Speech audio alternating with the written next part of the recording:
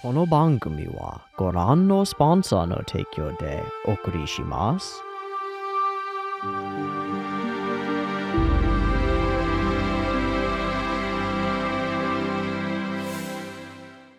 Alrighty, welcome everyone. I'm Teeaboo and I am here to mesh this dungeon up. Last time on Dungeon Meshi, things went south, but we're about to head north, or whatever up is in the dungeon, upward and out to the above ground town and stuff to restock, resupply, maybe meet former allies, maybe grow a bigger party, maybe get some new allies, maybe talk to people in power, maybe tell them about what the fuck is going on, maybe sell some stuff, share some information, go out of the dungeon and back to town and do the whole back to town thing where you restock and resupply and stuff. And I'm really excited for that because primarily I want to see what town is like. We've had a couple of glimpses of it through the lens of Kabru's party and a couple of other moments and a couple moments in the OP and stuff. Man, I'd really like to meet some shopkeepers and some inns and taverns and actually a little bit of understanding of the logistics of the whole space would be really cool. I get that that's really complicated, and personally, I wouldn't want to have to write that at the beginning of my story. I'd want my characters just in the dungeon, fucking around, doing cool stuff,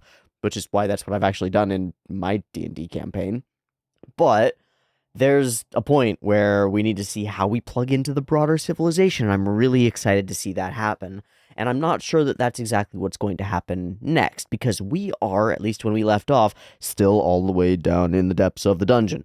We know that there is a way to fast travel, but we don't know if our party has access to it. We know that Tansu had access to it. So I have two sort of options for what's about to happen in this next episode, and they come entirely down, as far as I know, to whether Marcel knows how to teleport us. And those, or if we have an escape rope or something, you know?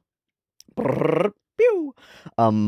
Those two options are, one, we port ourselves straight up to the top and either ignore via just story fiat, they made it here, and jump up to where we're restocking and resupplying, or it is part of the journey, it's part of the quest, it's part of being a dungeoneer to clamber your way back up and out, and that means going back through all these locations that you've already gone through, which means sort of like a reversal, a rewind through the past, step by step. But because it's a living, breathing place of a dungeon, or maybe an unliving because of the weird spells that are cast on it, the things will shift and move, and there might be new monsters in locations that we had previously cleared, which could mean new monsters to eat, or it could get in the way of the storytelling. I don't know, if I put myself in author's shoes, I don't know which one's more fun to me, whether I'd rather jump my characters right where they need to be and push the story forward that way, or push the story forward by demonstrating that they still need to struggle through just to get back to safety after having delved this far. That's one of the issues, because when it comes down to it, depending on the type of game that you're playing, whether it's a resource.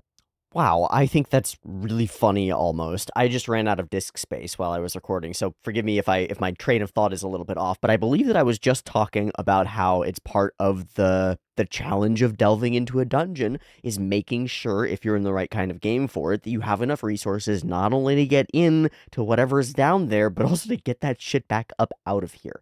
If you don't have enough torches and enough rations and enough stuff to climb back out of the dungeon, you're gonna die down there. And I didn't make sure that I had enough disk space to do this little journey. Stupid. Plan your shit ahead. Check your stuff. Double check your stuff. It's worthwhile. It's a good idea. Will it be relevant here? I don't know. But I'm curious. I'm curious because it tells us a little bit about the kind of game that we're playing in some sense. Yeah?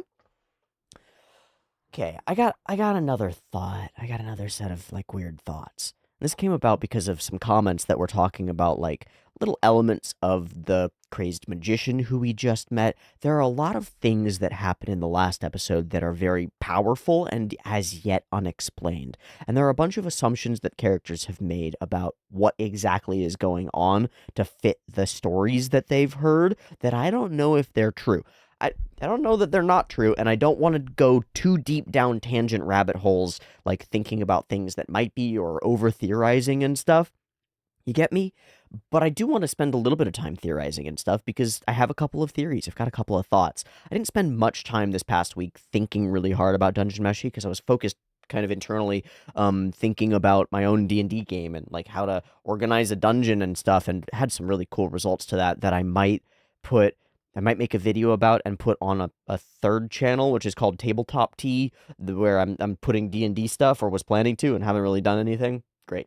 But until today, when I sort of turned my inner eye of Sauron to Dungeon Meshi, I was like, there are some interesting things going on. One of those interesting things that sort of burbled up in the comments is the shape of the 8 or infinity sign circle in the eye of our crazed magician lad, which also happens to be right on the crazy, weird, extremely powerful book that he is holding, which I've got up here, so I'm just saying that so that editing me remembers to put the frame in here. The book has all this gilding all over it, and it's got these 2 sets of like seraphim-esque angelic wings, and these 2 circular object, artifact, situation things, and then very distinctly a pair of the number 8s in the middle. Now, these could just be like mitotic pupils, right? Like the whole iris is splitting and blorping into 2. That could be what's going on. But man, they are reminiscent of 8s. What the fuck is up with that? I don't know. I've got 2 weird thoughts, but they both kind of come from extrapolation from elsewhere. One of those thoughts is that 8 is a magic number in some places. It's the color of magic. If you've got any, is that Niven? It's Pratchett. Okay. Pratchett, Discworld, color of magic. You get 8 sons of 8th sons becoming magicians, becoming wizards, and you get 8 octarine being the color of magic. That doesn't seem right, but maybe it is, right? Maybe Ryokokui has been inspired by those things. The other weird fucking thing that I have as an idea is, what if there are 8 of these books? I don't know. But the big takeaway, or the big idea that I can't get out of my head, is the idea that this character is being distorted by the power that they're channeling through this book.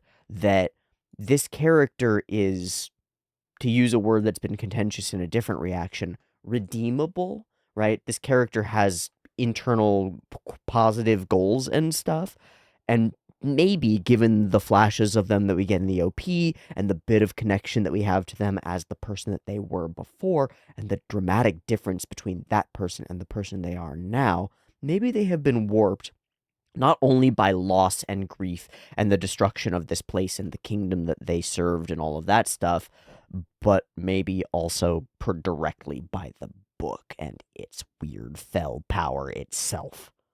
But I don't know.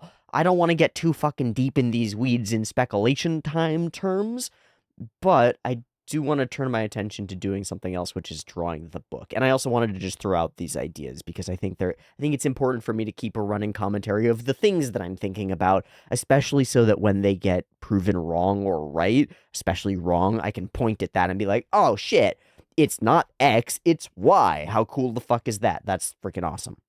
I think it's really fun.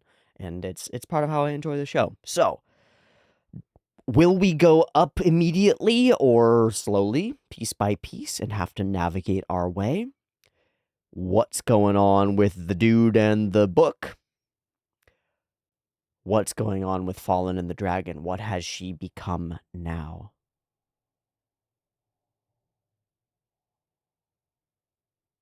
And what is the upstairs? What is the above ground? What is the city? What does the town look like? What does a breath of fresh air within the context of the show and the dungeon itself feel like for these characters who've been down here on this one adventure, this one journey for this whole time?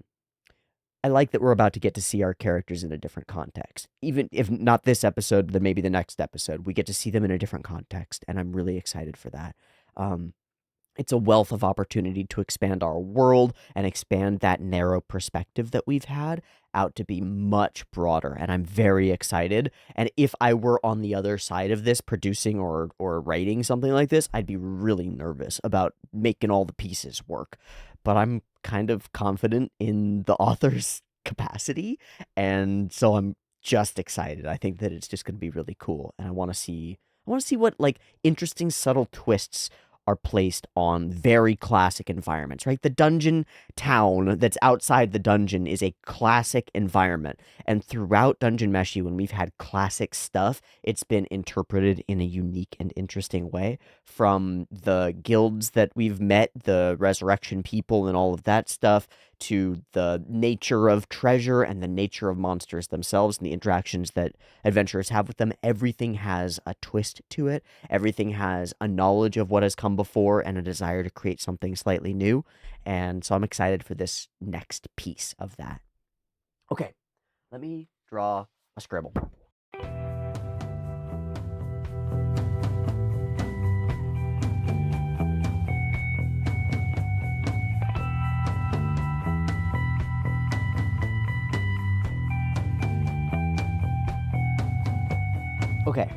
Okay.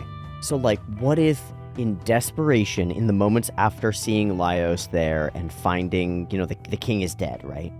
What if this character, this bard or court musician, runs to the forbidden section of the library and grabs the one book that they've been told over and over in the backstory and the introduction to the story that they should never touch that book because it's evil and dark and it's, like, the secrets of the past and stuff. But in there is great magic that can undo the clutch of death, yeah? And so in seeking to reverse this great loss, this great trauma, this well-intentioned character who loves his king, deeply loves his king, picks up the book and and reads the Latin, and then is immediately taken over, you know, warped and twisted. Or maybe slowly, maybe over time becomes warped and twisted by this power.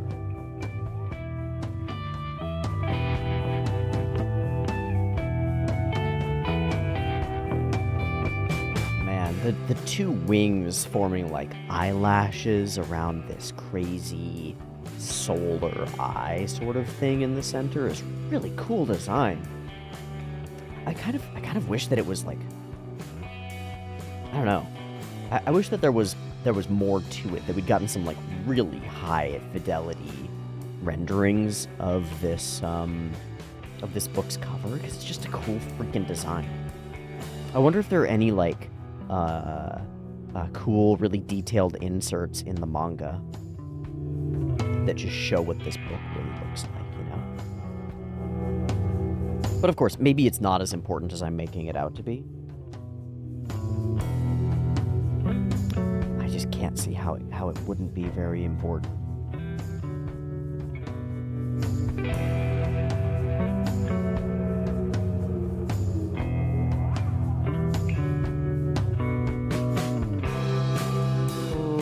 Repeated patterns like feathers are hard. Oh well. I think I got a little lost in the sauce there on trying to draw the feathers. Yeah. Okay. That's fine.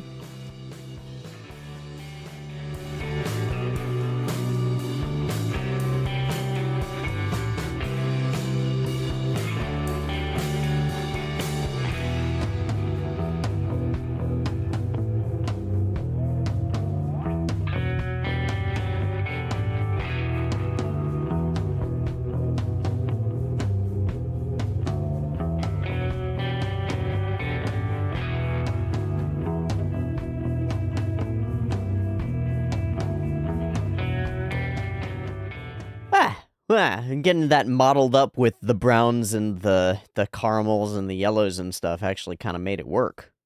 Ha! It still looks terrible to me.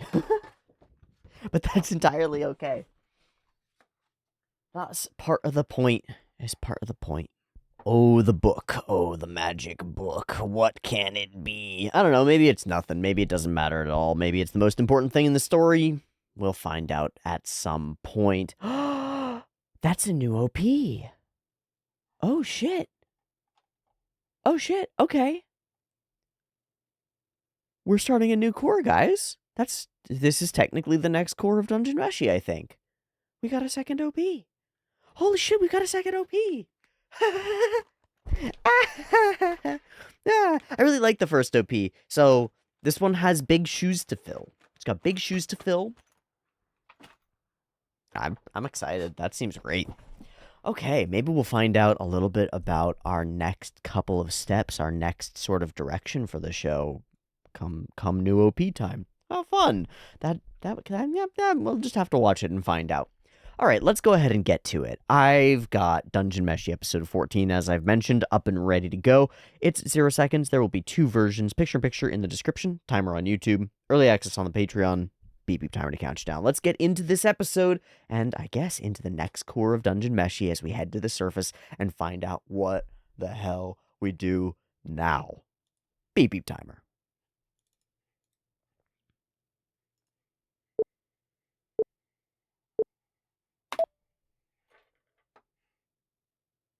Okay.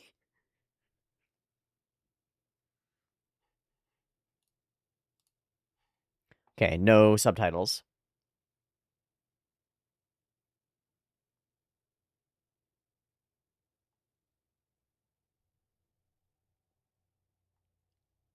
This is cute. I'm really enjoying these odd color schemes. They remind me of some stuff that we've talked about like single colors, but I don't want to get too lost in the sauce of that. Whoa, that's a big lady. Wait, was that the basilisk again?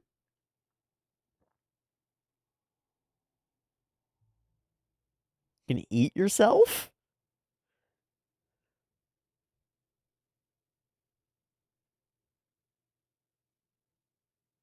Okay, everybody kind of flying towards something.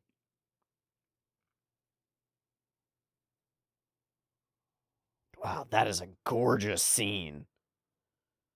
Oh, that was a lot to put into space.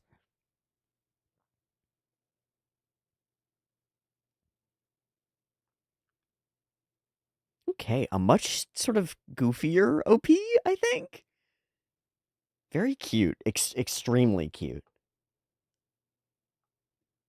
Okay, we're getting some... We're talking it over. Narration.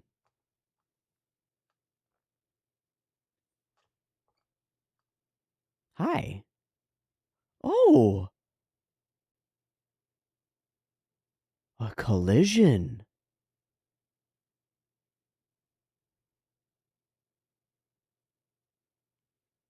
Just like using dragon parts. Oh. Hmm.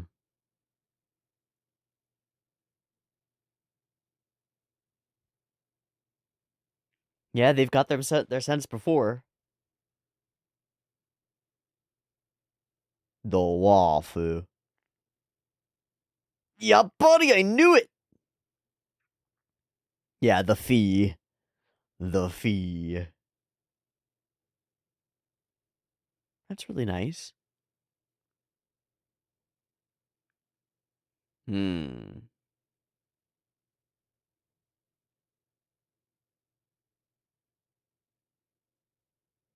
Yeah, y'all are getting fucked up.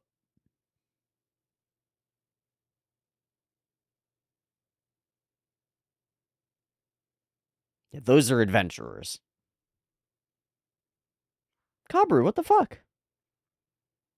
Embarrassed, maybe?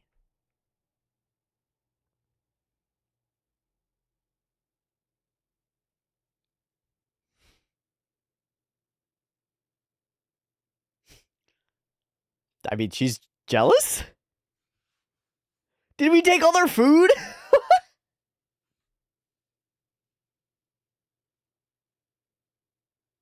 Yeah, that's weird.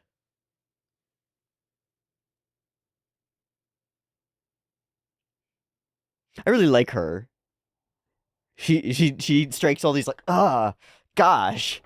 All these poses.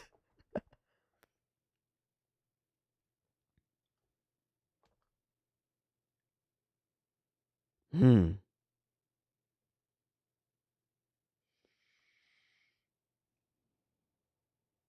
Hmm.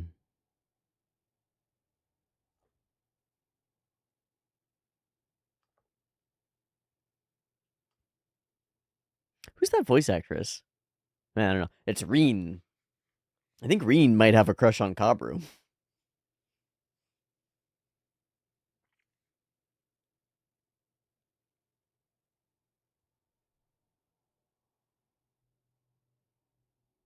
We cooked the Undine, right? Kabru alone.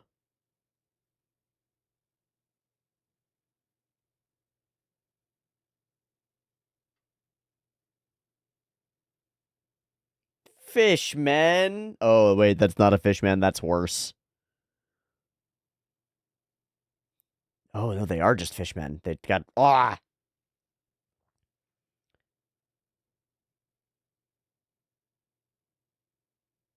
Oh? One of them is running away. Are these your own team? Is that Namari?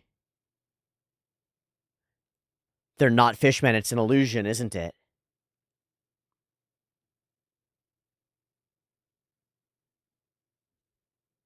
Whoa. They all just look like fishmen to each other. That's so fucked! Where's Reen? Whoa, this is so cool to show Kabru's, like, knowledge of teammates.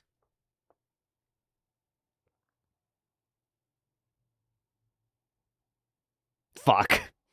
That's exactly what I was thinking.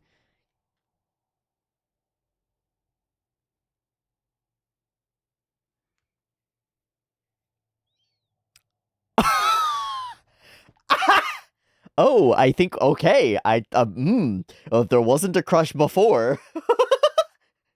Smash, crash, crush, bang. Yeah. That's so freaking cute. God, this show's too cute. Kabru is a beast.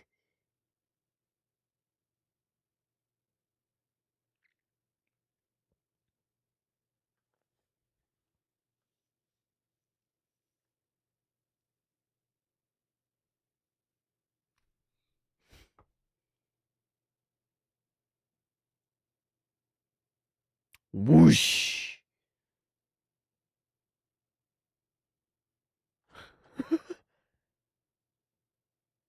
Oh, you fuckers. Oh, wait. Yeah. You assholes.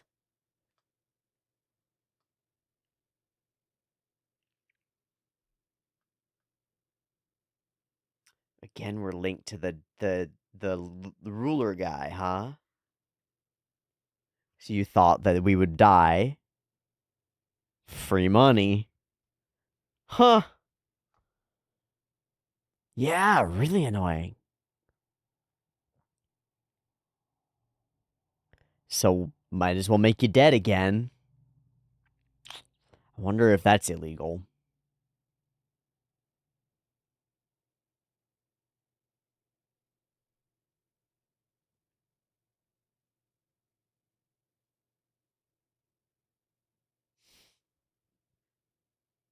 Whoa. It is illegal.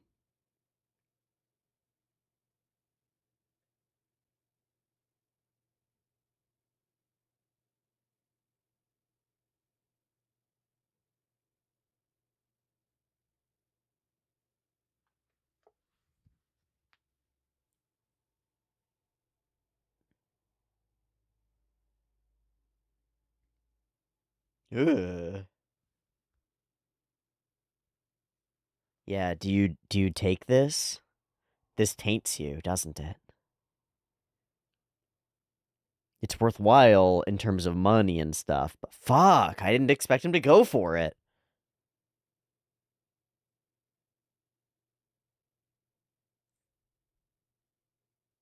Really? Oh, okay. Okay, Kabru. Jesus. Now, he is going to take them up to be resurrected, but this way they can tell everybody exactly what they did, right?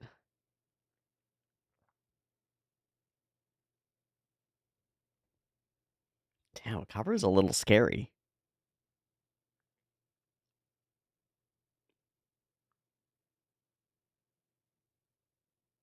One!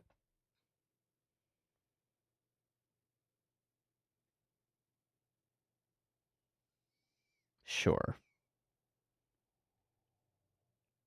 You are not on our team. Wow. I think you a leech. Yo. Yo, what? Kabru is a character. Character with motivations and goals and ideals and stuff. Holy shit. This was not on my bingo card for this episode. I had 2 options on my bingo card, and this was not one of them. Well, we're just gonna leave their bodies to be fish food? I thought we were gonna lug them up to, like, turn them in and stuff. Uh.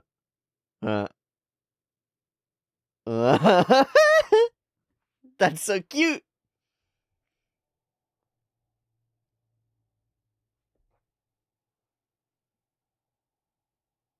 Saite Sayaku. Hmm.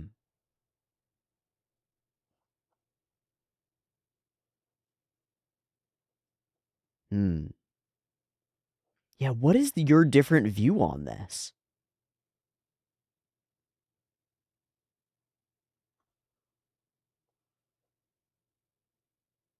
Copper's got a much broader view than I expected. But then why are you so interested in the dungeon? Did he lose his family that way, maybe?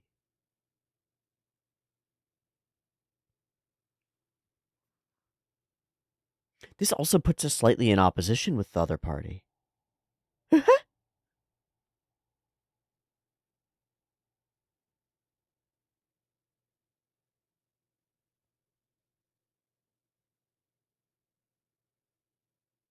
Huh? Hmm.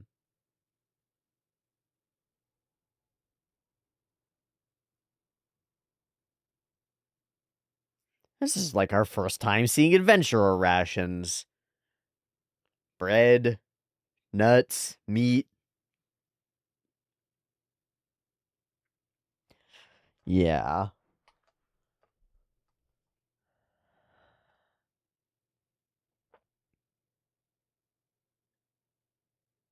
Hmm. They're all so distinct. All of the characters. Yeah, it is. Yeah, they're harming everybody, including their own ecosystem. They're harming. Oh! They're harming their own ecosystem!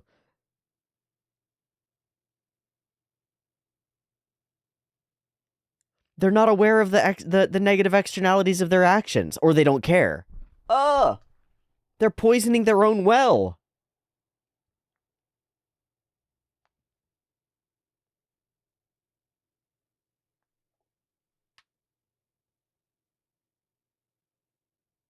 He like, little laugh.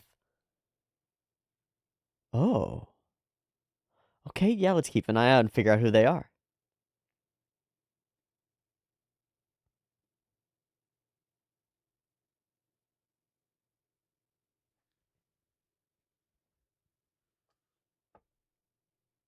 They can find her by her hair.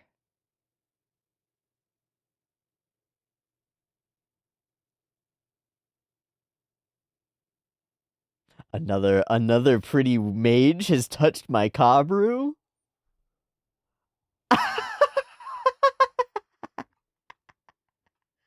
she's she's not a ghost person, that's true.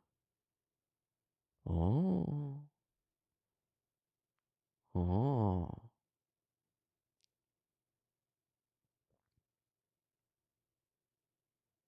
Eh? Why the blushing though?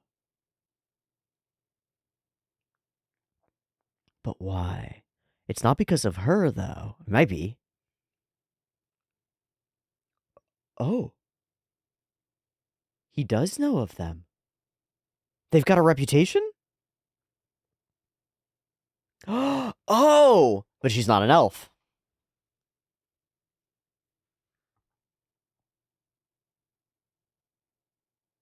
He's got it. He's put it together.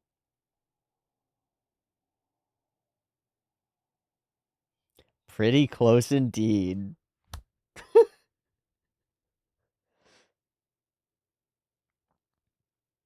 Ah. We really narrowed it down here. Yes, it is. It's absolutely enough.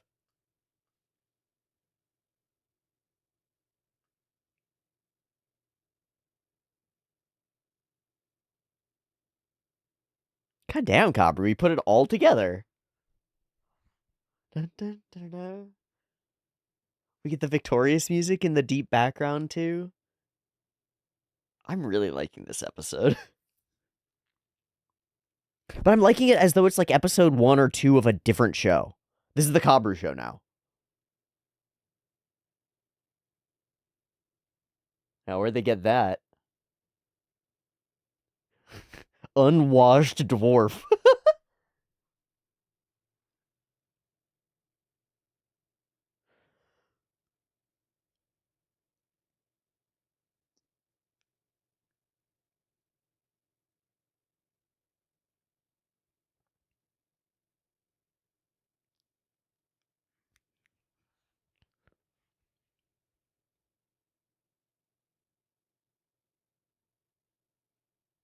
Got the whole math of the thing, the whole switch.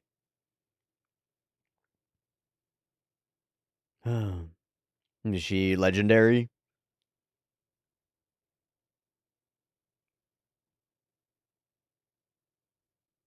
Oh. Oh. Whoa. I wonder if it was faked. What intrigue. Whoa.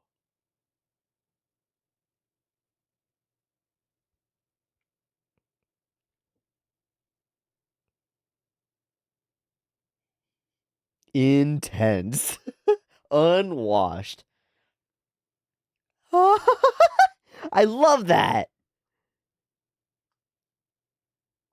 Ha ha ha. Well, he likes contracts.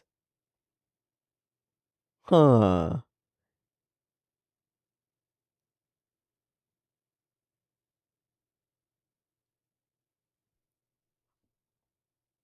Oh. Oh. Yeah.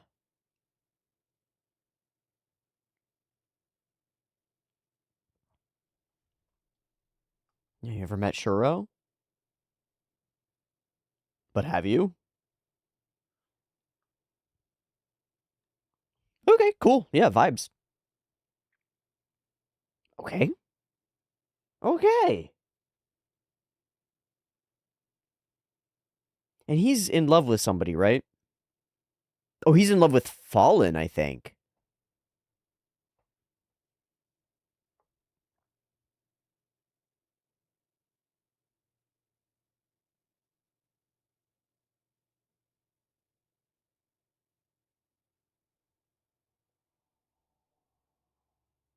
Kabru is an adventurer otaku, isn't he?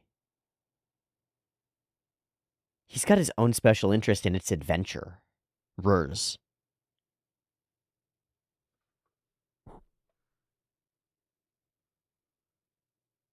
Laios has food and stuff, right? Kabru's got people.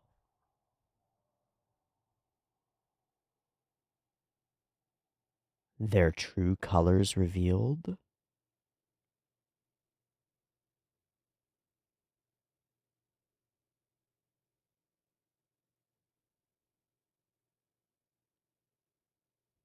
Whoa. But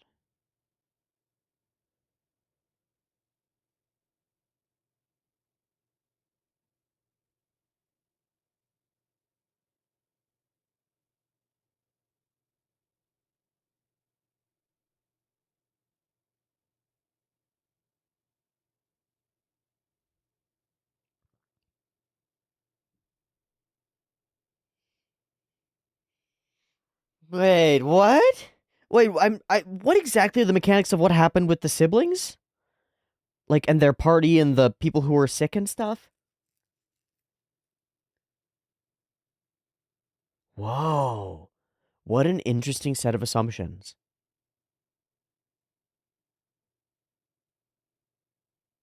They all believe that Kabru is the chosen one.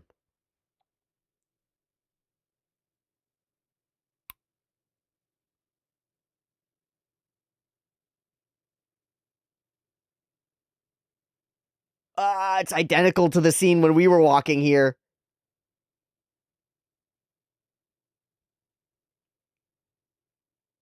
But didn't we kill the big guy? Oh, fuck that.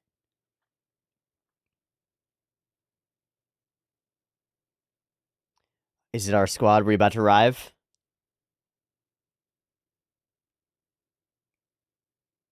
Wonder what sea serpent tastes like. Wow, that was gorgeous.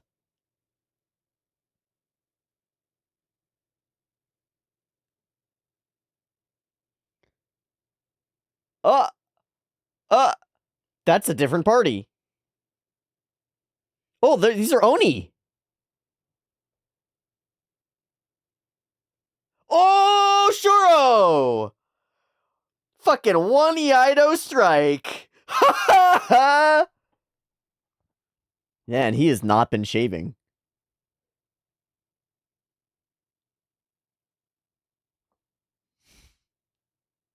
Huh.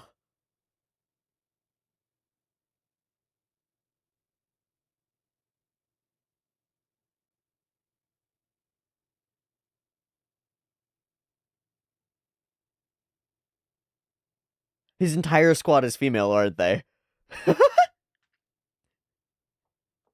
My guy.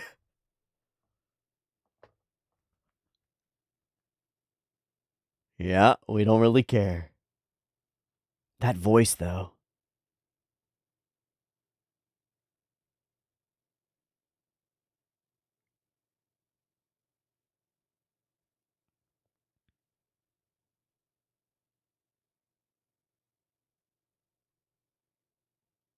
Whoa. Why? It's a cat girl! It's a cat girl! That is a cat girl!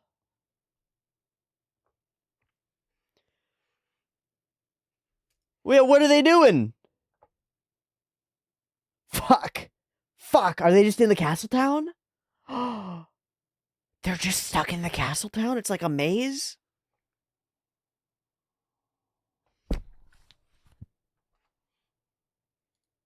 No part of what has happened in this episode was on my bingo card for today.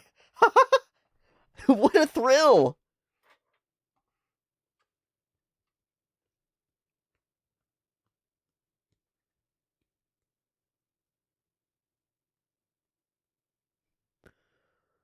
Oh, nice zap. That's beautiful.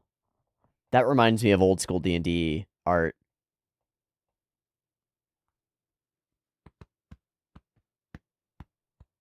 I love this new squad of like the all female except for Shuro team of like Eastern inspired characters. We've got like the doting motherly character,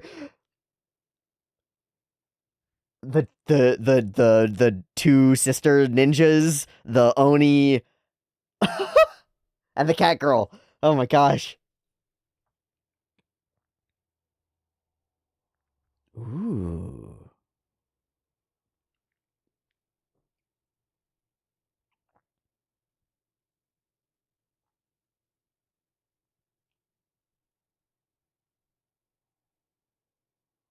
Huh? Huh? Excuse you? What the fuck was that? That was a big chicken. Big dragon chicken? There's the freaking bull.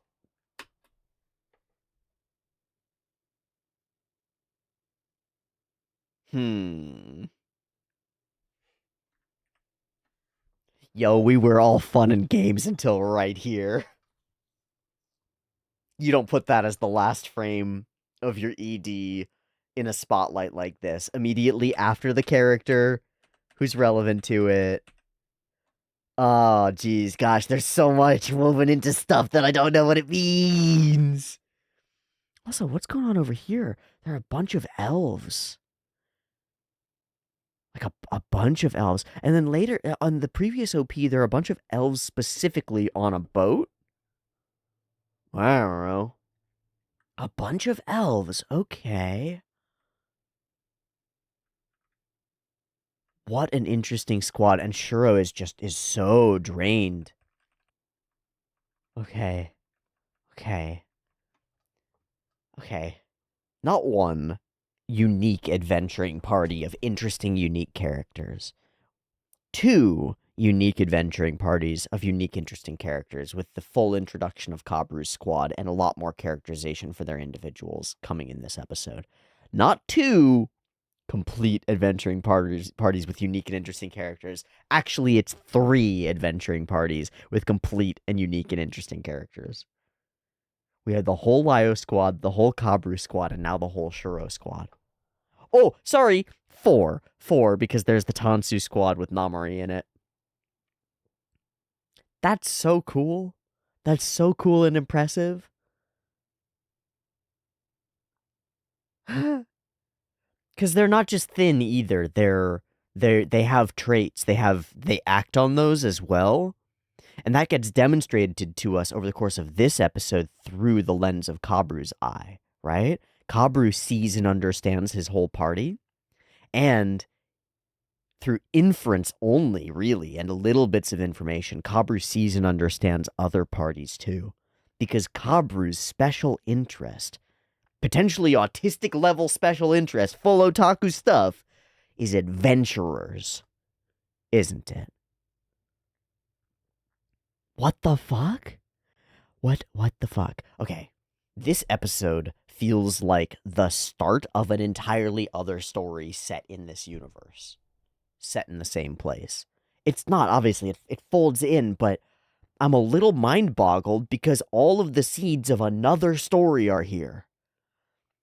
And the story that Kabru appears to be on is, like, the legendary story. The, like, I'm gonna make it to the end of the dungeon and be the one who solves this shit story. Which I believe was introduced before, but it kind of didn't fit then. It didn't hit quite as hard. It wasn't like, oh yeah, these guys have a chance at doing that. They kind of are fumbling their way through a little bit. And the focus is on Laios and squad, but now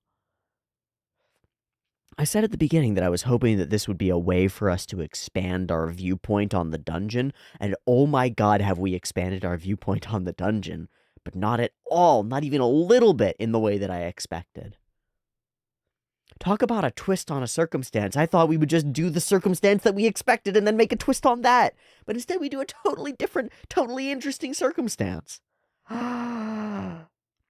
This is next level fun. This is this is really freaking cool. Okay. Let's go back to the beginning. Let's talk through what we actually have in the episode. We have this OP. It's lovely. It's really fun and cute and sweet. This is the first image of that same feathered, floofy creature thing. I think that this is what Fallen has turned into, isn't it? That's very strange. I really like the combination of these, like, single tone or like two-tone for light and shadow, and then an off-tone, the pinkish, for the outlines. It's like part of what we were talking about over the past couple of weeks during drawings, of like taking a drawing and making it all one color and using relative coloration and stuff to make shadows and light and difference and stuff appear. But every scene is unique and interesting and has its own total color palette in these pastels almost that makes it feel light and fun, and it matches a bit of Ryoko Kui's drawn on page style that we see in the EDs, right? But it's also a little bit different. It's distinctly animation-y with these solid blocks of color instead of the sort of painted on alcohol marker color. They're crisp and clear, but also kind of washed out and watercolor-esque, and it's such a fun mix. It's such a fun mix. It's such a light vibe for the OP, and then lots of strange, fun stuff going on, like seeing your own selves, but they're like their real colored selves as being edible within a hot. It's just funny. It's silly. And then there's all the people of the dungeon kind of, and maybe the dragon back there, all sort of floating away and becoming this mass, this tangled thing, and then people dancing around it. Oh, that's your boy. I didn't clock your boy being over here dancing. Is that the king? I wonder if this is maybe the celebration, the last celebration that they had that Laios got to see a little bit of. And then everybody in this sort of launch yourself toward the sky kind of vibe. But it's dungeon denizens as well. It's our characters, Kabru and Shuro and a bunch of characters. But then it's also the armor that Laios fought and got the sword from. And it's also fish mermaids and stuff. It's like everybody's all pointed toward the same burbling light source that's in the center of things. And wow, insanity here. I just want to see what happens before this light disappears. Oh, there's a big tower. There's the big chicken. There's the big sea serpent. There are the golems. There's like a manticore thing with wings. A bunch of things that aren't quite recognizable. And then whoosh, coins flying by. The whole thing, like a blast of these colorifiers, blasts through. Wait, is there dudes standing up on the dragon? That's crazy.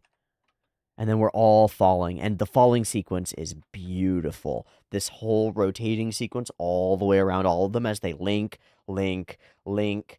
hands is really beautiful, and it's such a powerful image. One of my favorite images is from Symphogear, and it's characters grabbing hands like this. It's connection, right? And then we're all going together, and like we're falling, but there's joy on our faces, and it's like joyful and fun. And we go skydiving. Oh my god, it's beautiful. Look at that. That's beautiful. Bam, bam, bam. And then he wakes up. Okay. We're going to reaffirm their bonds. Everything that happened. And then, a little earlier, this happens. And we turn our attention for the entire episode away from Laios and Squad. They're doing what they're doing. They're going to get stuck in the castle town. Who cares? Let's fill out some gaps. Let's look elsewhere. Emergent behavior. That's what this feels like to me. More than anything, this feels like the magic of emergent behavior. You put a bunch of different groups, a bunch of different factors into play, and then they bounce off of each other. And sometimes they bounce off of each other in ways that you don't expect. As I've started really designing my own dungeons and been playing them out at the table with players, things happen from all the pieces that are in play. Things collide that you didn't expect to collide. And emerging out of that come new experiences and new moments and new storylines and pieces. This, having set up a bit of Kabru's party, having set up Laios' party, of course, having set up Tansu and Squad, this feels like, bam, now these two pieces collide and something new occurs, something interesting occurs. I think it's so cool. I think it's so cool that our landscape is broad enough that we can have these collisions. Wham! I used some goat blood. I'll only charge you for the goat. You should thank whoever pulled you out. Hey, who was it? It must have been them. Yup, those freaking thieves. And speaking of thieves and quid pro quo type stuff, gotta pay up for revival. At least you're paying Tansu, as unlikable as he can be. At least you're paying him instead of those assholes. So, we died again. As we go through, we're very careful to give lines to multiple characters, which rapidly introduces us to everybody that's in the squad. This is just like a pulled back thing. probably in the manga there's a panel for each character over the course of the first couple pages that this scene starts happening, right? It's certainly what happens in the anime. We're introduced to the squad, and then everybody has a thought that they give about the thing, and that thought, because of the way that they hold themselves, and because of the way that they say it, because the way that the voice actor has been coached, it all is like puts emphasis on their strongest character trait, the money focus, Kuro's scent ability and tracking and stuff, Rin's kind of like everybody straight through. Are they adventurers, curious, and then wait, why does Namori, huh? It's like a little bit of an odd expression for the thing. I don't know. She seems like a little off. You're making eyes at a dwarf. Is it because humans and dwarves don't interact that frequently? Like, I wonder what that's about, actually. That's weird. Because immediately after we get this line from Rin, which I just took as characterization for Rin, right? But maybe something happens in characterization for dwarves. I'm not sure. Now you're making an eyes at a dwarf? You have no standards. Says, I mean, this is okay. What motivates a character to say this is not being in tune with their own emotions, but also having a crush on Kabru, right? Like she's like, you have no standards. You've got no taste in women. That's why you don't look at me the way I want you to. How that's so subtle. It's not even subtle. It brings me over the head with the thing, but it's like small. It's subtle enough that in character, in person, it makes sense that nobody would clock it. But out of character, out of person, it's impossible not to clock, I think. Huh. I've never picked my friends based on how tall they are. Kabru throughout this has a really like open, interested in other people perspective that is like broadly very accepting of the differences between people. And I think looks for seeing people in a bit of fullness, in a bit of their like their capacities and who they really are. There might be flaws to that perspective that Kabru brings, but so far he seems to be like kind of right on about it and pretty kind about it too, which is very cool. Our provisions. So, did we take their food? I don't remember. Oh, this moment when she poses, I really do want to see this. Zettai? What a fun pose, and it's at this point that I need to go find out who her voice actress is. And then I'll also need to find out who Shuro's voice actor is, because I really recognize him. Oh, it's Rie Takahashi for Rin. So, like, everybody in everything ever. Emilia, Mash Kyrie Light, everybody and everything ever. Shuro is Shinji Kawada. Man, he's a lot of supporting roles, but I'm not placing him. He's Shino Aburame in Naruto, but that's not a character who I really directly recognize. Yeah, I'm having trouble placing him. He's been so many side characters that I've heard his voice dozens and dozens of times, but like to actually place him is I'm not able to do it. I can't find like a particular character that links him to me. Now he's Shuro to me. That's pretty cool. What do we do, Kabru? Let's head back to town. All right. Let's admit our own lack of skills. Again and again, Kabru is pretty balanced, pretty level-headed, pretty humble, willing to admit fault or failing and try again, you know? In a way, this is weird, but it reminds me of like the attitude that I took toward the drawing this morning and some of the other drawings is like, oh, that didn't work. All right, we'll try again. And by doing that, you very much can protect yourself from the like the the suffering part, the beating yourself up about the thing part. You don't have to make things worse than they are. You just take them as they are and keep moving forward, or keep moving whichever direction you need to go based on the actuality of the circumstance, and not getting too caught up in the emotion of the circumstance. The like, oh, we failed. Oh, it's so brutal. We have to go back. Oh, what a waste of time. Oh, all this time that we spent, and we're so stupid. And you can really like tear yourself up over a thing, or you can go, hey, I guess we don't have it yet. Let's gain some more skills and give it another shot next time, right? It's a powerful, powerful attitude.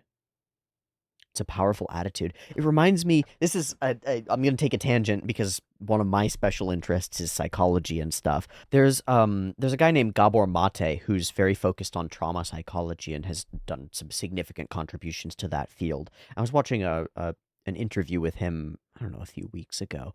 And one of the things that stood out to me from that interview was the idea that traumatic things almost inevitably happen to all of us, but there are differences in the ways that people end up responding to those traumatic events. Some people, two people will go in and have the same dramatically painful experience, right? Betrayal, loss of trust, death of a loved one, getting assaulted, and like losing personal agency over your body. Like all of these deeply traumatic events happen to people all the time, right?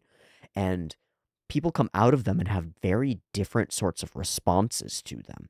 It is not a direct inevitability that when something bad happens to you, you necessarily come out of it traumatized. It's not necessarily the case. What happens immediately after the negative event is what determines, in large part, how you frame it and how you act toward it moving forward into the future. It's like an injury or a cut. If your arm breaks and then you set it right, it'll heal almost as strong as it was before, right? You will have always had that broken bone, and the pain will have been there. But if it's set and you rest properly and you heal, it'll heal and you'll have full use of your arm. But if you don't, if you leave it unset, right? If you don't put the pieces together and frame them in a way, internally that's like figuring out the story around what happened, figuring out the identity of yourself in relation to what happened, right? Finding ways to comprehend and process and heal around the event. You can, like a broken bone, heal around a traumatic event and even heal stronger, right? You can build up the musculature and the internal logic and the sense of self around it to be like, yeah, I'm a person who got really hurt, and I've built myself into a person who prevents hurt in the world, or like who has incorporated that into a sense of my being and wields it and holds it, right? And we see ideas like this presented in our stories fairly frequently because I think they're really important ideas that are really hard for us to put into words very effectively, really hard to convey. But I think a lot of people who become powerful creatives are doing so as their strengthening mechanism around traumatic events that have happened to them. Or honestly, around just exposure to the trauma of reality, the pain that's extant in reality. There is pain out there, and seeing it might make you want to do something about it or figure it out or something like that. And I see over the course of a lot of anime, a lot of manga, a lot of stories of characters who get really hurt in some way and then end up on a journey of incorporating that and becoming a person who integrates it effectively. How do you do that effectively? I think one of the strongest ways is to have a mechanism like this, like the one that Kabru embodies kind of here. A mechanism that says like, what's happened sucks, definitely, but it's just a matter of the circumstances, and like without wrapping my ego into it and myself into it and blaming myself for what happened and being sad and overwhelmed by it, we admit that this is what happened. We recognize it in its fullness, and then we choose what to do about it. You know, there's an internal mechanism in Kabru that could go the exact opposite direction. We could get absolutely distraught and like We need to take them to task. We could make this all about going after that next party and hunting them down and defeating the people who harmed us, right? Like, let's get revenge. That'll do it. Or we could make it all about, like, man, we're not good enough. We're just never going to be good enough. We could make it self-destructive and terrible. But instead, we take it to, what do we do, Kabru?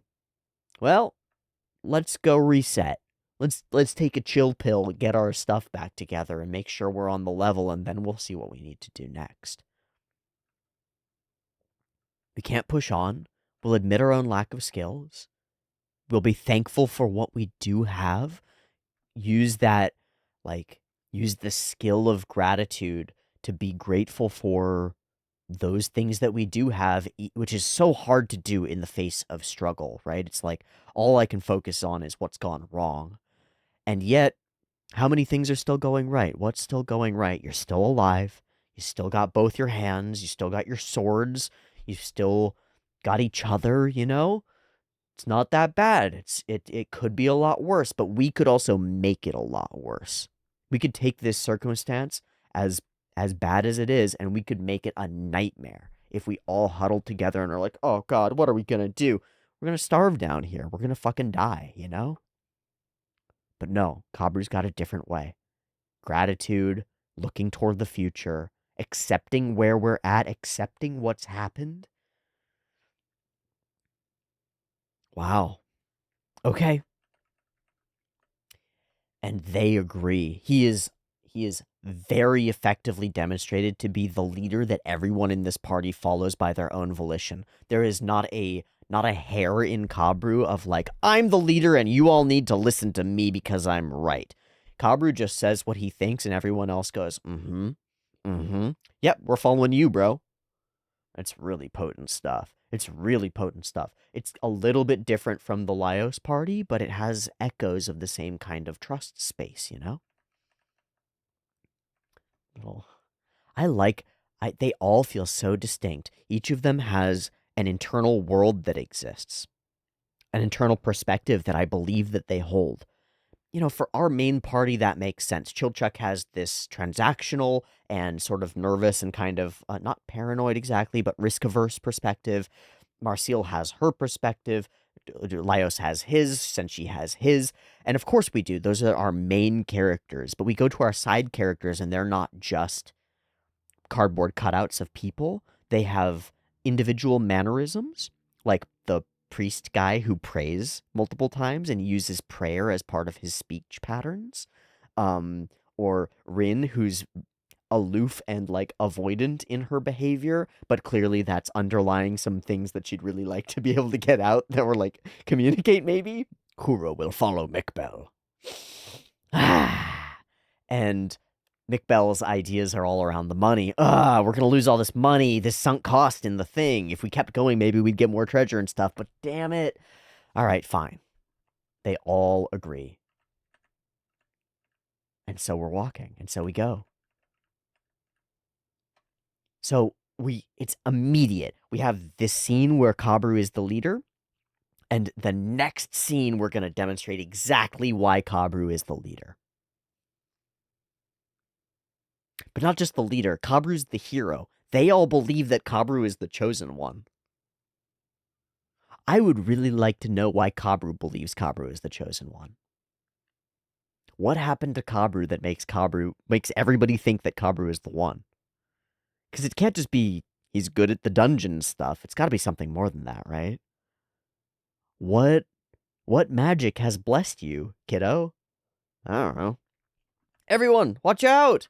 This is a really cool encounter. I love the idea of an encounter that obscures your party from each other and tricks you into killing each other. It is the perfect way for Kabru to prove that he's capable of seeing through stuff like that because he really knows his team. And knows the dungeon, and knows monsters, knows all of it. These fish monster creatures are really cool. I like that they all have distinct designs. Some of them are octopoid. Some of them are like, I don't even know what that is. This guy's like an anglerfish kind of guy with the new teeth. These are freaking cool.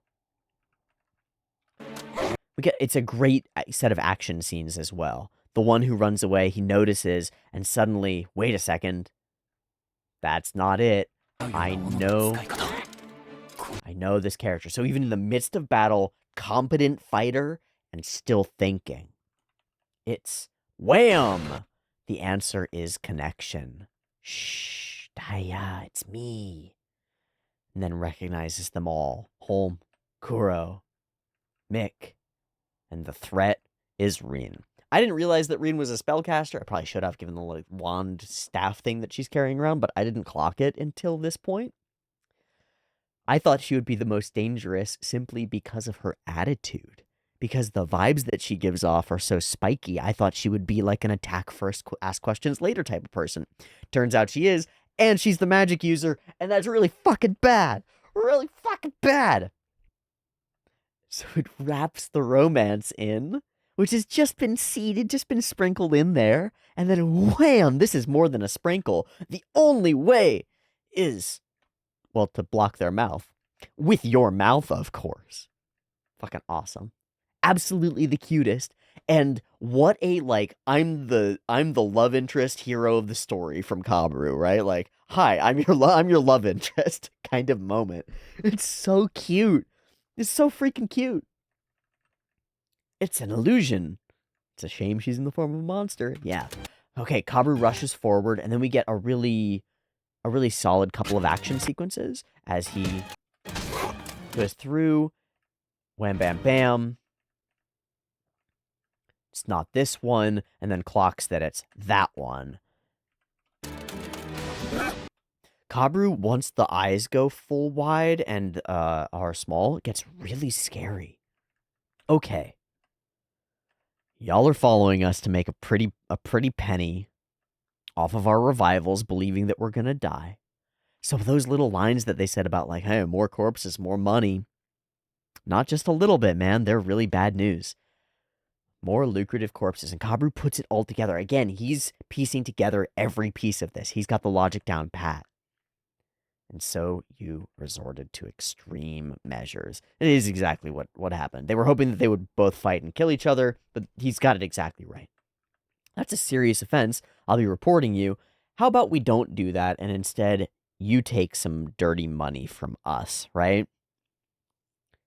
They're not even dead. Throws him the trident. We'll take a percent, you take a percent, and we'll split this up, right? We're just friends, bro. Everybody, we're all in the same squad. We see eye to eye, right? Our purpose in this is to make money. Your purpose in this is to make money. This is really interesting because from what this guy can see, his narrow worldview, this retrieval guy, he's doing the thing that I've talked about a couple times, which is like convince a person by measuring up and telling them about what they would get out of it, right? The problem is that he assumes that they want the same things he does.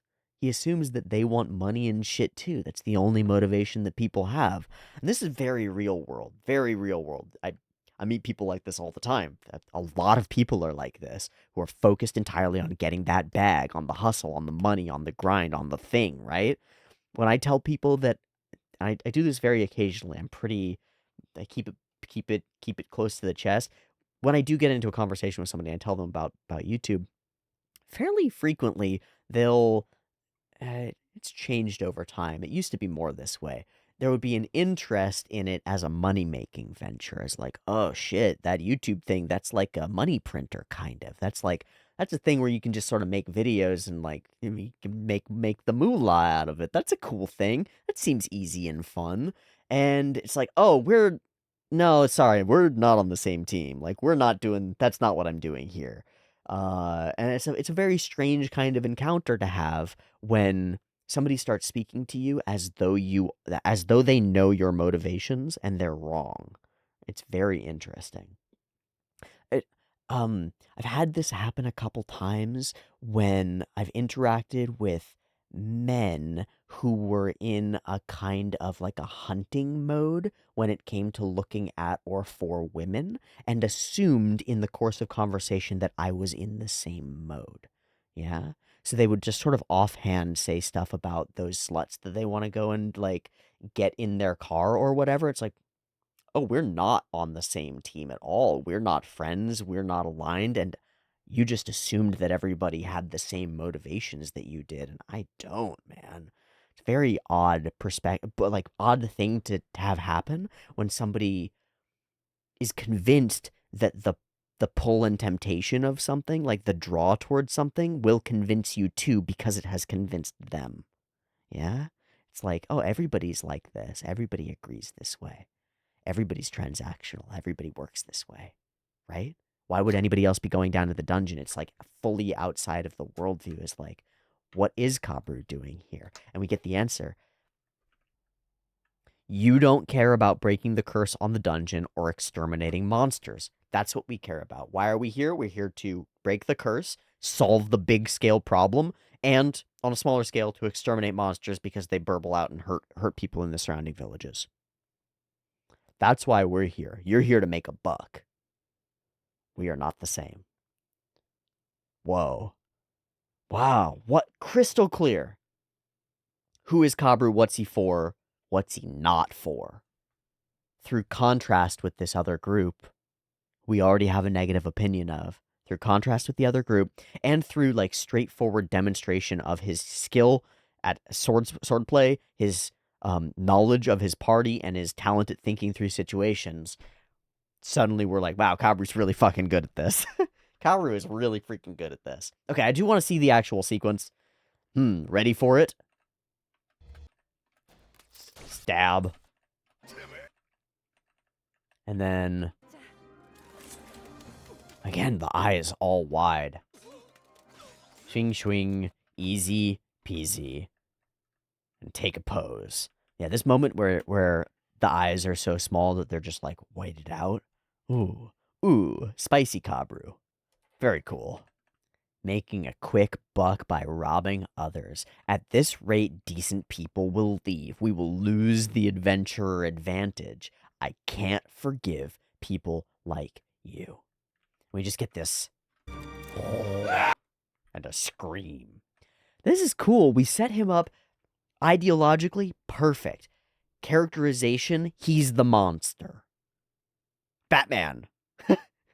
That's so silly. Batman. He's characterized as the monster. He looms. He's in darkness with the pure, unseeable eyes, right? Like, bad news. Ooh, I wonder if the blood in the water is what draws the snake. I don't know. Hey, sorry about smooching ya. It's not like I care about that. I'm growing impatient. We're not making progress. And this is where our impatience leads. Can't you offer some encouragement? And her tone is, there's no use sugarcoating it. Oh, man, this is really fun. This is really cool. This is like a core perspective thing. Kabru has this, like, we keep things light and level, even when they're dark. And she's like, I don't sugarcoat things. Honesty at all costs. Obviously, there's a balance between these, I think, right? You want to have tact, but you also don't want to be, like, ignoring the difficulties of stuff. Splitting that into these two characters creates a cool contrast and a tension between them in their attitudes that lets their banter and interactions really thrive. This is the reality of our abilities. Okay, so we get a little bit deeper, a little bit further. Kabru's worldview, Kabru's perspective is one of the broadest that we've had. Kabru's perspective includes the Lord of the Dungeon and the whole of the environment around it, kind of, right? It's only seen as a profitable pit. Even if it runs out of treasure, monster hides and bones will still work. But if it gets fully explored, nobody's going to come in. And that means fewer and fewer people, fewer and fewer adventurers. The monsters will burble up, and then they'll come out and they'll destroy everything again. Many settlements. And the way that we zoom in closer says in camera language to me, my settlement says like many settlements have, and I personally have a stake in that. Yeah? So, okay. Going back to our like incorporation of trauma sort of thing. Here's a layer for you that I'll just speculate on. My immediate speculation would be Kabru, 6 years old, watches his family get murdered by monsters who came out of the dungeon. Okay? And hides in a shed or a chimney or something, right? And hears their screams and watches their blood flow and watches their bodies drop and watches the monsters devour their corpses and like all the horror, maximum level horror. And on that day, Kabru decides that he is going to be the one who fixes this, right? That no other family will die to dungeon monsters outside of the dungeon. So now he's got this idea and ideal and sense of self wrapped around that takes all that trauma and says like, that's my fuel, that's the thing that I'm holding on to that pushes me forward, that says that's what I'm going to do with my life. I'm going to make sure nobody else experiences that, right? And that doesn't fix it, that doesn't solve it, but it creates a self that can move forward after it, which I think is really powerful. So then Kabru's self is expanded to everybody who could ever be affected by the dungeon. Yeah? Which is way too much responsibility for an individual to take on, but trying to bite off more than you can chew is how you grow. And that's sort of what Kabru seems to be doing. Maybe it's just speculation, right? But like, that's the simplest, most straightforward way that we build a character like this, I think. And that means to me that that's probably not what Ryoko Kui has done, because in every case that we've had there's a simple way for this to work, there's been a unique and interesting way that it has actually worked, which I think is really cool.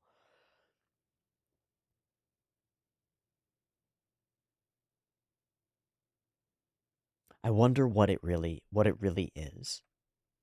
But I really like the way that the characterization that we do get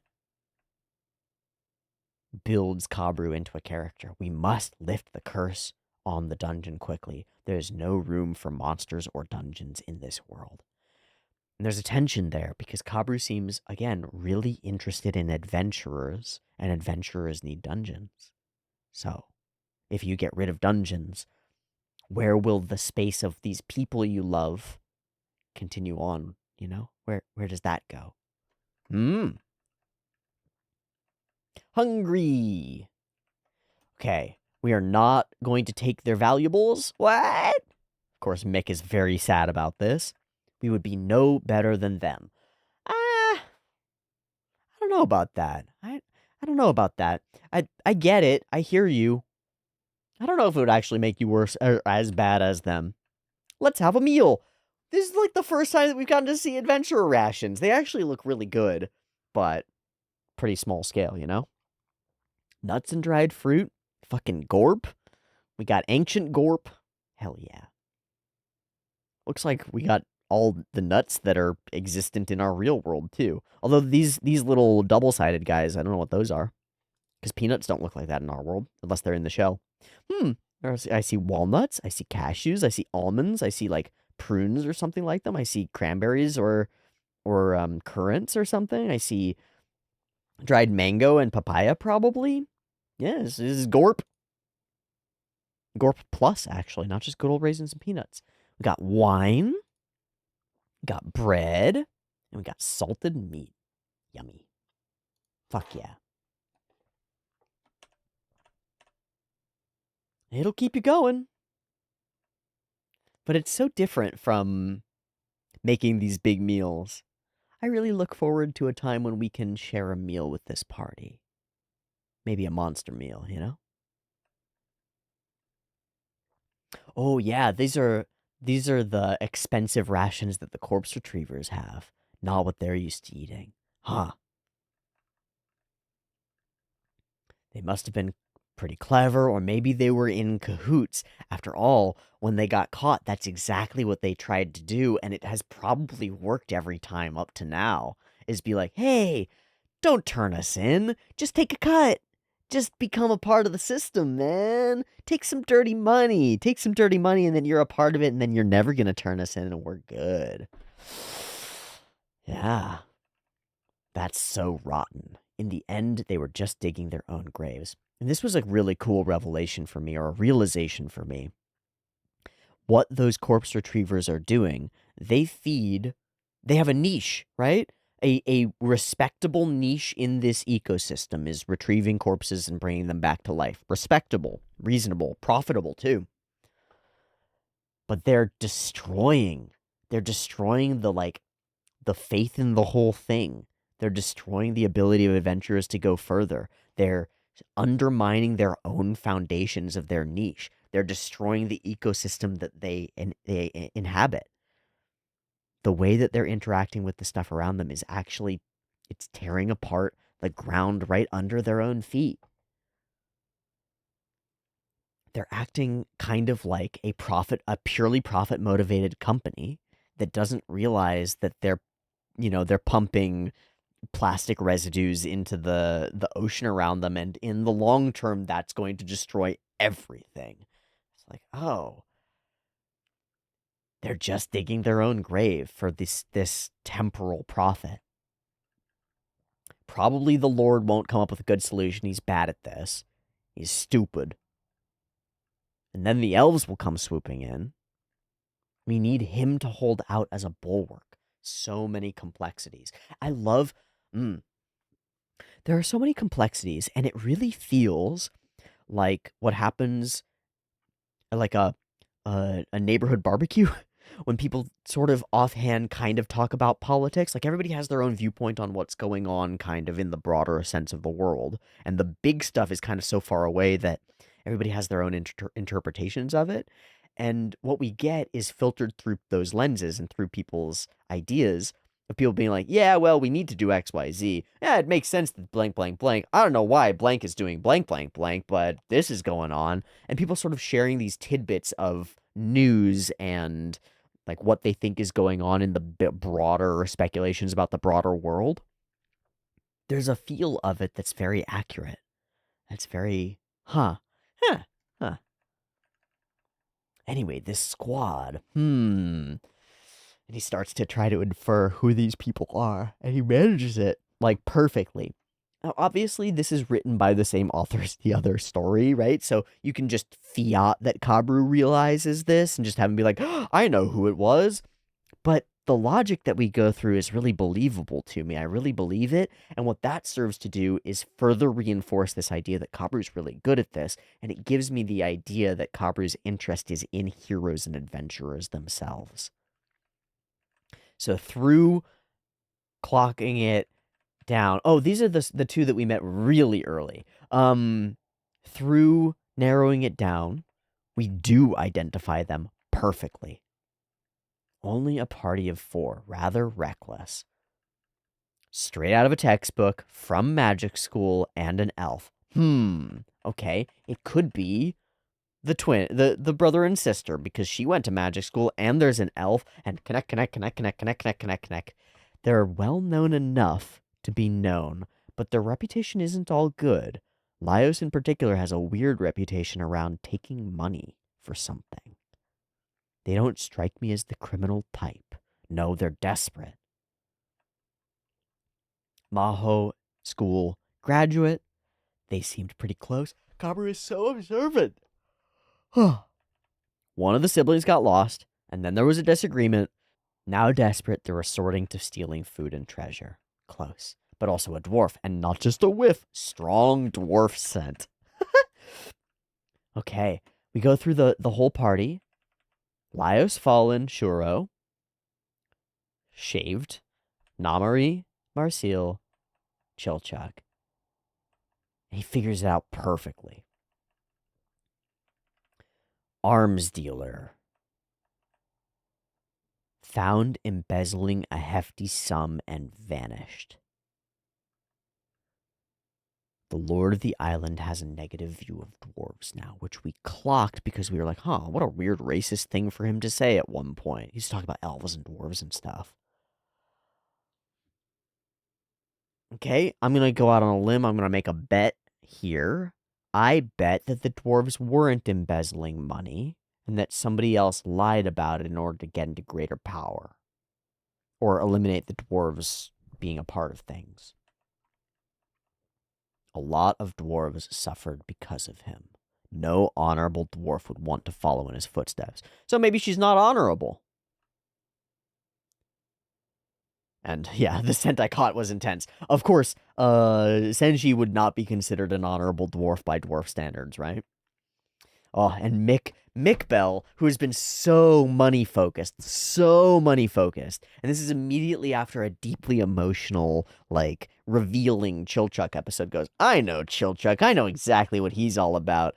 He's so high and mighty, acts like he represents us all, but he's actually just greedy. He insists on contracts and guilds and fees. Everything that she says that's negative about him has to do with him being, like, greedy, but then also he's paying broker fees. Ugh. So weird. But she's got a negative attitude. And if he found out I hired a kobold, I'd get an earful. I wonder what's up with that. And then she's got kind of an odd relationship with Kuro. We don't know Shuro. Not a name from my island, which implies that she's from an island like Japan. Shuro would be a name that would be from Japan, like, very much. And Shuro's whole styling is very samurai, yeah? So I wonder what island she's supposed to be from. Maybe she's not, maybe Rin is not from a Japan-styled island, but a different island. Huh. More information. A loner even in Toden's crew. Came with a few other... Oh, that's the whole squad! Oh my gosh, that's the whole squad. That's the... Yeah, that's all of them. Wow, it's the two ninjas, the cat girl Shuro, and the sort of motherly one who's got geisha coding, kind of, with the hair and stuff. And then the big ol' Oni. Oh, the Oni, again, I have such a distinct impression that is a fair... There is a sector of people for whom that is their type. Delivered. Seemed like he was venturing into the dungeon to test his skills, but that's changed because he fell in love. Huh. And then Kabru has this moment where he's like, and starts muttering to himself, almost like Laios about monsters. And it's at this point that I realize this is what Kabru's fucking obsessed with. This is what gets him going.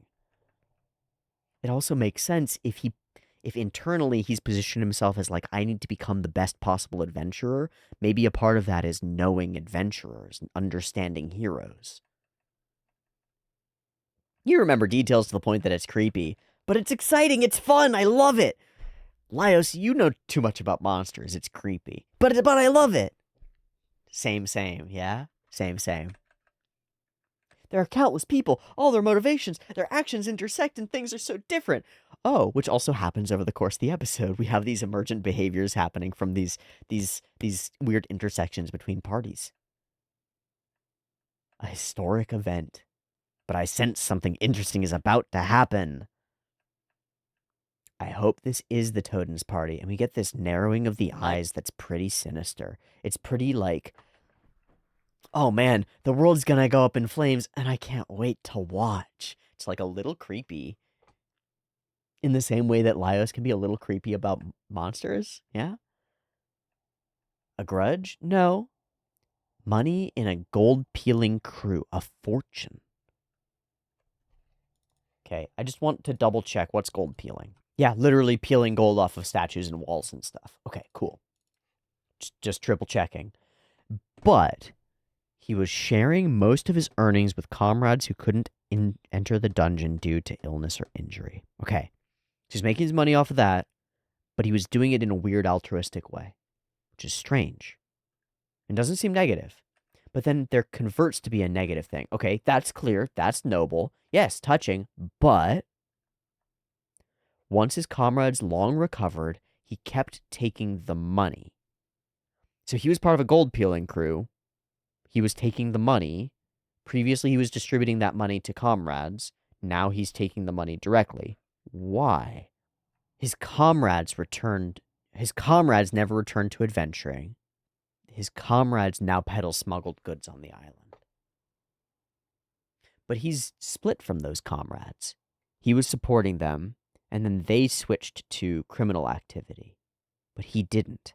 So this is where I'm like, this is wrinkly. I don't understand how this reflects on Laios, right? And then immediately I shall bestow everything to whoever defeats the Lord of the Dungeon is the next line. Which really is odd. I'm wondering if there's a translation funk here. That's what some king-like figure in the distant past supposedly said. Whether that's true or not, the dungeon is left by the elves. It has power.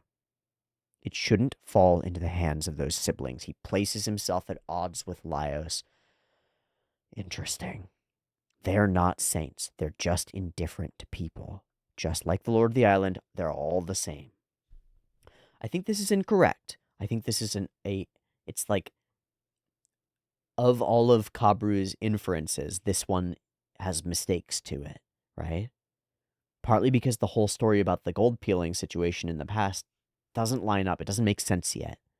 Kabru has a fractional perspective on that, doesn't have the full perspective. And we know, or we don't think of Laios and Fallen as indifferent to people. Maybe they are more than we think. They're just like the Lord. We know, Kabru, we believe you're the only one. The only one to drive out the stupid Lord as well. Everybody is on board with that. They all believe Kabru is the one.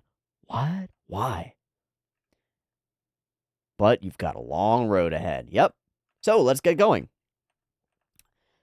This is the exact same scene as when the blade fishies happened and then the giant monster. Guess what? New giant monster. Crazy that there's another giant monster down there. It looks awesome. It looks awesome. Particularly a moment later when it does the classic Chinese dragon floating at you. There's a scene in Avatar The Last Airbender that I saw recently where, like, Roku's dragon flies toward Aang and, like, touches him on the snoot, and just the way that it tangles and swims toward the camera through the air is very similar to this sea serpent. That's really cool. Man, things can go bad real fast in the dungeon. I can't summon her in this situation. Does he summon a goddess or a creature or something? There's no telling what might get mixed in. What? I'm really excited to find out exactly what that means. No, Kabru, you've got to do this yourself. Okay, here's that cut. That's so cool. I love the tail parts that disappear. And it's sort of like, whoa, whoa, whoa. This is another thing. I just watched a video about a guy who had YouTuber's name is Mold, Mould. Had a theory about how chains work and has kind of a claim to fame about a thing called a chain fountain. If you put a bunch of chain in like a cup and you toss the chain up over the cup, the chain pulling down pushes the chain up and it creates like a loop. It's kind of weird. It suspends itself in space, going blah, blah, blah, blah, blah, until all the chain is pulled out of the thing. And there was a theory about what would happen based on the physics of that if you took a chain in space and did, like, add a ripple to it, or a circular chain and add a ripple to it, add a shape to it. Will it hold that shape? And there are a bunch of videos of chains rotating through a form, through a shape, and just continuing to rotate through it and shifting and spinning, right? And it looks a lot like this. It's like when you have a string and you whip a whip through it, or you spin through it and it goes blah, blah, blah. This looks exactly like that. The animator who drew this managed to capture that whole feeling, and the head of the beast goes like whoop, and then the whole thing goes like whoo, shoo, shoo. Ah, it's so pretty. It's so pretty. Don't worry, it doesn't make complicated movements. Oh man, are you joking? That's a freaking complicated movement. That's so beautiful. It's so beautiful. Whoa! Excuse me? Bombs! And then leaping off and on it, I love the little missing tooth. Makes her so cute, like so endearing. We got a chonky Oni with a big old classic club. Freaking amazing. And then this huge sweeping whoof to Shuro, who's looks better. A single slice. Perfect. Beautiful. And then immediately more characterization for all of these characters. It's so concise. There's so much loaded into this. That's why we're taking so much time to go through every scene in this episode. So much is loaded into it. She rushes forward. She's got wings on her long sleeves, which is a really cool interpretation of the sort of long-sleeved kimono style thing. And now they've got the wings. She's got the eyebrow dot things and the makeup and the hairstyle that all reads like attendant or not geisha, not maybe not courtesan either, but somewhere in that space, yeah, like doting attendant. Oh, young master, how good? Are you okay? Do you need a snack? Do you need tea? He seems really drained by by whatever they've experienced coming down here, but the rest of his party doesn't. So I wonder if it's the loss of Fallen that makes that happen. What are we going to do with the young master? He's completely besotted with that northern girl, Fallen. So it is probably what's going on. Tade's hungry. Wait. I gotta know who your voice actress is, Tade. Give me a second. I felt a vibe from that. Yoshino Furuya. No, I did not feel a vibe from that. This and Toa no Yugure are this person's only voice acting roles. Cool. There might be other familiar voices in the squad, but I'm gonna wait until we know them better. Oh yeah, they're thinking about eating it. That's dumb. Hey, thanks for the save, bro. I'm Kabru. Who are you guys? We're just passing through. Hey, so, you're looking for somebody, right? Kabru, your skills of inference are gonna get you fucking killed, because somebody's gonna be like, you know more than you should, kid. Huh? Do you know something? I might be able to assist you in your search for fallen Toden. Hey, Kuro, why are you doing that? That's a cat girl. So Kabru and folks are going to delve deeper with Shuro and squad, it looks like. They're going to try to line up their motivations and work together. And on our side, we're stuck.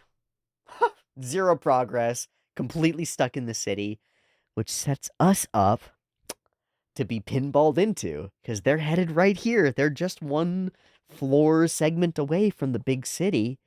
They just need to pinball into us. Okay. This is as dense as a first episode. In terms of introduced characters and new dynamics and added perspectives, and it's like as dense as a first episode. It feels like a new start in a really interesting way, which I think it's brilliant. We could have absolutely just popped up to the overworld and kept following what we're following. But instead, it feels like we have concluded that arc, and now we get to start a new one.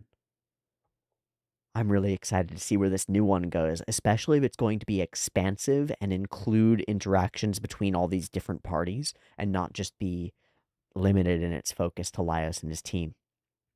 I want to go look at Sakagaburu, most especially for a cut of a sea snake. Yeah, let's go take a look. Aw, the sea snake isn't in there. The fuck? Oh yeah, it is. Okay, it's the top cut, as it should be. It's artist unknown. Fuck, man. It's artist unknown for the sea snake. And the whole sequence. It's also really unfortunate because like this cut is one artist. And I don't think that the artist who drew this cut drew anything else in the sequence. Maybe they did. It's totally possible, but like one thing in this sequence looks completely different from everything else. And then fishies, and then snake. Oh, yeah, snake. Oh, I did like this water that Holm is standing on. Rushes over Kabru. She gets overwhelmed by it. Oh, there's a scene a moment later where Holm is standing on it as well. This is the twist and spear, and then rushing through. Shing, shing. Easy.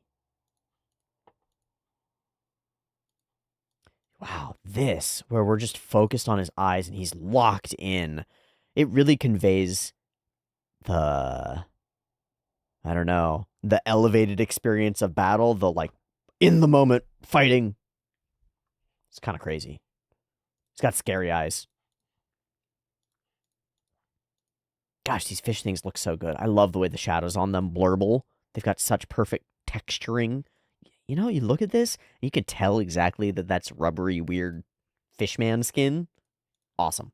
Okay, and that's gonna be it. Really cool episode. Really exciting viewpoints and new stuff and broadening of our scope. Really cool to get to know more about Kabru. Immediately an interesting character from our first introductions, but this takes it to another level. This says something like this other adventuring party is just as important. Yeah? That's really cool.